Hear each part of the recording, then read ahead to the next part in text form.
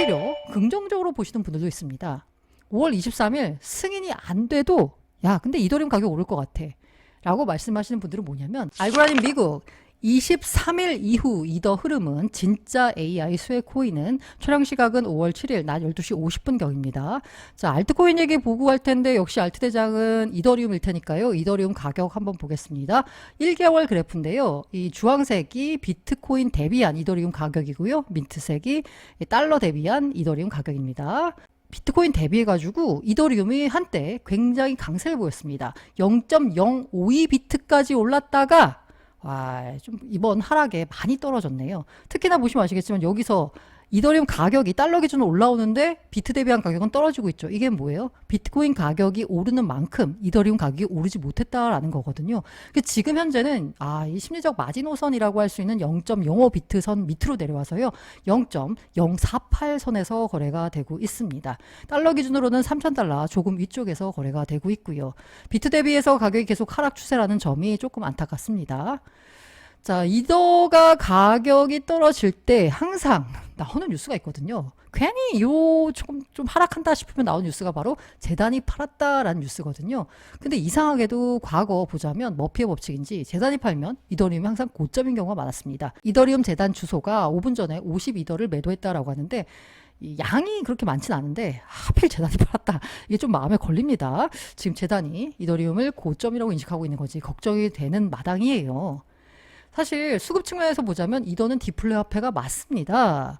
EIP 1559 그러니까 수수료를 소각하는 시스템이 도입된 이후에 1000일이 지났습니다. 누적적으로 보자면 128억 달러 한 15조쯤 되나요? 상당의 이더리움이 소각이 됐습니다. 이더리움 소각됐다는 얘기는 뭐냐면 공급량이 줄었다라는 거거든요. 수요와 공급 측면에서 가격을 보자면 공급이 줄었으니까 당연히 가격은 올라야 되는데 왜 가격은 이 모양일까요?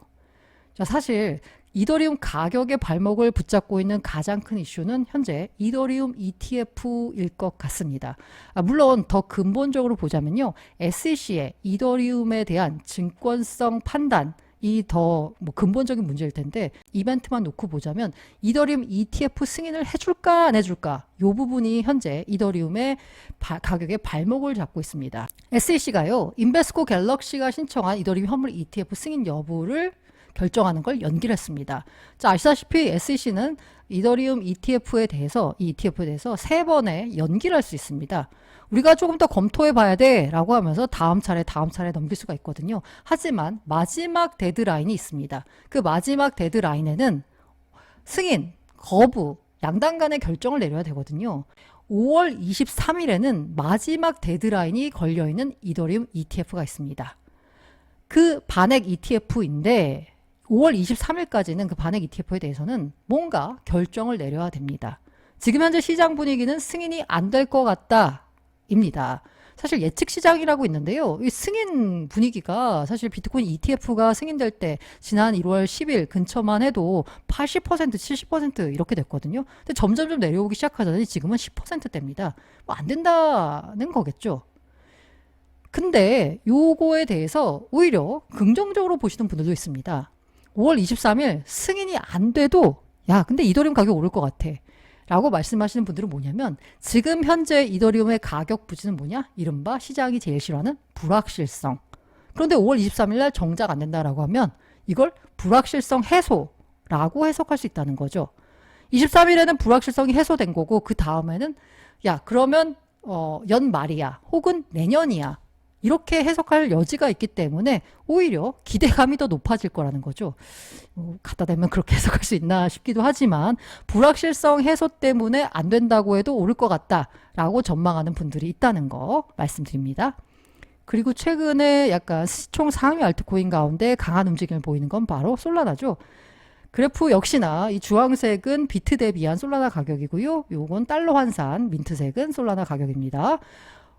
주황색이나 민트색이나 확실히 바닥은 찍고 올라오는 느낌입니다. 자, 최근에 나왔던 솔라나 관련된 가장 긍정적인 뉴스가 바로 뭐냐면 프랭클린 템플턴의 보고서였어요. 이 템플턴은 이른바 웹2 전통금융회사죠.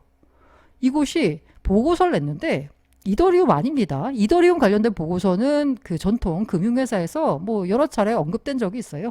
대표적으로 아크가 그 빅 아이디어라고 했을 때 이더리움 같은 경우에는 뭐 지난해부터 그 보고서에 등장했었고요. 근데 아크의 빅 아이디어 2024에서도 그렇듯이 솔라나가 등장했었거든요. 근데 이더와 비교한 이제 솔라나로 등장을 했었는데 이번에 프랭클린 템플터의 보고서에서는 솔라나가 22년 말 FTX 사태에서 살아남은 뒤 주요 코인으로 자리 잡았고 현재 입지를 고려할 때 확실한 3위 코인으로 자리 잡을 거다 라고 이제 예측을 했습니다. 웹2 금융도 인정하는 솔라나가 된 겁니다. 요 코인니스에선 짧게 보고서가 나와 있는데요. 제가 이걸 코인판 뉴스라고 이제 한글로 분석이 됐는데 요거를 코인텔레그래프에서 보고서를 분석한 기사를 한글로 옮긴 겁니다. 템플턴 보고서에 솔라나 관련된 호재로 뭐가 언급이 됐냐? 바로 파이어 댄서라는 게 언급이 됐습니다. 특히 보고서는 블록체인의 혼잡 문제를 언급하면서 현재 활동으로 인해 솔라나가 한계에 도달했다 라고 지적하면서도 사실 요 블록체인 혼잡 트랜잭션 실패 때문에 솔라나의 하락이 나타났었죠. 야, 솔라나도 안 되는 거네. 근데 개발자들이 올해 후반으로 예정된 파이어 댄서 업데이트를 통해 문제를 해결하기 위한 노력을 하고 있다라고 덧붙였습니다. 그러니까 지금 솔라나가 두각을 나타냈던 건 뭐냐면 이더리움에 비해서 간단한 모놀리틱 구조, 그냥 솔라나 체인 하나에서 해결하겠다라는 거잖아요. 탈중앙성은 떨어질지도 모르겠지만 TPS나 확장성 등에서 압도적이다라는 거였는데 정작 그런 솔라나가 트랜잭션이 4개 중 3개가 실패하는 현상이 벌어지니까 솔라나에 대한 실망감이 있었던 거죠. 그럼 바로 혼잡 문제를 해결할 수 있는 게 파이어 댄서라는 업데이트입니다. 그 파이어 댄서가 도입되면 뭐가 좋을까에 대해서 token.io에 나와 있는 이거 찬첸이라는 분인가요? 요 분이 쓴 글을 제가 갖고 와봤습니다. 솔라나의 대중화 파이어 댄서라고 하면서요. 파이어 댄서 도입 효과, 행복회로 3가지라고 하면서 파이어 댄서가 성공적으로 도입됐을 때 어떤 효과를 볼 수 있을까를 설명했습니다. 첫 번째가 거래 속도 혁명, 100만 TPS입니다. 이건 카드, 비자보다도 TPS가 높은 거예요. 특히 실시간 상호작용이 필요한 서비스에서 잠재력이 큽니다. 이 정도 TPS가 되면요, 게임에도 온체인상으로 블록체인 게임을 설계할 수 있습니다. 두 번째가 바로 핵심 인프라로의 도약입니다. 자, 100만 TPS가 가능하기 때문에 속도와 안정성이 겸비가 되면 디파이는 물론이고 실생활 자산 RWA, 디핀, AI 등에 필요한 핵심 인프라로 자리매김할 수 있다라는 겁니다. 예측 가능한 트랜잭션 속도와 트랜잭션 비용, 가장 잡기 힘든 2마리 토끼를 잡을 수 있게 된 것입니다. 라고 하면서 데이터의 무결성이 중요한 서비스에 강점을 보일 것으로, 여기 데이터의 무결성이 중요한 서비스 예시로 AI를 들었는데요. 이 AI 시대에 솔라나가 두각을 나타낼 것이다 라는 건 코인베이스의 브라이언 암스트롱도 예측한 바입니다. 세 번째가 뭐냐? 이렇게 거래 속도 혁명이 일고 핵심 인프라로 도약이 되고 되면 어떻게 되나요? 개발자 유입이 늘어나고 개발자 유입을 통해서 여러 가지 뭐 좋은 애플리케이션이 유용한 애플리케이션이 생기면 사용자가 늘어날 거다라는 거죠. 풍부한 애플리케이션과 편리한 사용자 경험이 제공되면 솔라나 생태계는 더욱 확장될 것이다 라는 겁니다. 파이어 댄서에 대한 기대가 솔라나 진영에서는 높은 상황이고요. 파이어 댄서는 하반기, 그러니까 한 4분기쯤 도입된다라고 하는데 사실 이 파이어 댄서도 계속 미뤄졌거든요. 이번에 또 미뤄지면 어쩌면 그게 또 실망 매물로 작용할 수도 있지만 현재로서는 솔라나가 바닥을 찍고 파이어 댄서의 도입에 대한 기대감으로 상승세를 타고 있다라고 분석할 수 있겠습니다. 참고로 저도 솔라나를 들고 있는 상황이니까요. 이 부분은 감안해서 들어주시길 바랍니다. 그리고 이거 월드코인 차트거든요. 7일 기준으로 봤습니다. 갑자기 이 어린이날 빔이 나왔습니다. 요거 이제 한국 시간 차트예요. 그러니까 어린이날 빔이 이렇게 나왔어요. 왜 올랐지? 야, 저는 이게 이렇게 연결되는 줄 몰랐어요. 왜 올랐냐? 바로 이겁니다. 와, 저 버핏이 지금 버크셔 해서웨이 그 주주총회를 열고 있거든요. 오마하에서 버핏의 발언 중에 AI의 힘은 핵무기급이다. 두렵다. 그러면서도 다시 넣을 수 없는 요정이다. 라는 거예요. AI가 핵무기급이라는 건 2가지 의미가 있거든요. 그만큼 무섭다라는 거고요. 그만큼 파괴력이 있다. 파급력이 있다. 투자 시장 혹은 우리의 생활 전반을 바꿀 수 있는 정도의 힘이 있는 분야다라는 거죠. 그러면서 이 AI의 파급력이나 두려움에 대한 예를 뭘로 들었냐면 바로 사기 수단으로서의 AI의 가능성입니다. 만약 내가 사기에 투자하는데 관심이 있었다면 이것은 역대 성장 산업이 될 것이다. 최근 AI가 만든 나의 이미지를 화면에서 봤다면서 난 아마 어느 이상한 나라에 있는 나 자신에게 돈을 송금할 것이다. 진위를 분별할 수 없을 정도로 AI 기술이 정교하다는 것을 강조한 발언이다. AI의 힘, 파급력, 그리고 AI가 갖고 있는 그 사기 측면에서의 가능성을 얘기한 건데 이렇게 되니까 뭐가 중요한가요? 네, 바로 이게 AI가 생성한 건지 아니면 진짜 사람인지 이걸 모르는 거잖아요. 바로 그걸 하겠다는 프로젝트가 뭐예요? 월드코인입니다.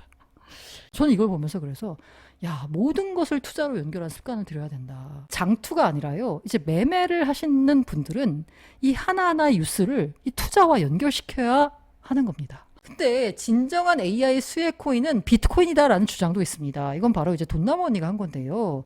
인플레를 왜 안 꺾이는가 봤더니 야, 이 미국의 주요 기술 기업들이 물가나 경기 상황에 개의치 않고 대규모 인공지능 투자에 열을 올리고 있다라는 겁니다. AI 투자가 미국 경제와 주식 시장을 부양시키고 있고요. 미국인들의 소비와 경기를 진작하니까 이게 인플레가 꺾이지 않는 거죠. 자, 인플레가 꺾이지 않는데 인플레에 대처할 수 있는, 그러니까 인플레에 대항해서 가치 저장을 할 수 있는 자산은 뭐가 있을까요? 바로 비트코인이라는 거죠. 바로 캐시우드, 돈나무 언니가 주장한 건데요. 기술 혁신에서 고려해야 될 것은 인플레이션이 아니라 캐시우드는 더 나아가서 이 기술 혁신을 통해서 아예 디플레이션이 일어날 거다라고 하거든요. 이를 방어하기 위해 가치를 저장, 인플레이션이건 디플레이션 어쨌든 가치를 저장해야 되거든요. 가치를 저장할 수 있는 최고의 수단은 바로 비트코인이고 그래서 비트코인 투자가 필요하다라고 강조했습니다. 인공지능 때문에 인플레가 꺾이지 않는 거고 인플레가 꺾이지 않는 상황에서 자산 가치를 보존할 수 있는 최고의 수단은 바로 비트코인. 그래서 진정한 AI 수혜 코인은 비트코인이다 라는 주장을 할 수도 있는 겁니다. 물론 월드코인도 당연히 수혜 코인이 되겠고요. 자, 그리고 이 도지코인 같은 경우에는 제가 월드코인 같은 경우에는 샘 알트만을 봐라라고 했는데 이 버핏 때문에도 움직이고요. 이 도지코인 같은 경우에는 무조건 머스크죠. 테슬라를 봐야 됩니다. 테슬라 공홈 결제 방법 메뉴에서 일부 상품 도지코인 결제가 지원된다라는 게 나왔다라고 하면서 도지코인이 급등했죠. 근데 알고 봤더니 2월에도 나왔었다. 홈페이지에 있었다라는 겁니다. 어쨌든 이런 뉴스 하나하나에 가격이 흔들리는 구조이기 때문에 매매를 하시는 분들은 모든 뉴스를 알트코인, 본인이 투자한 혹은 투자하려는 알트코인과 연결짓는 습관을 들이셔야지 이런 전쟁 같은 투자 시장에서 살아남을 수 있다라는 생각이 듭니다.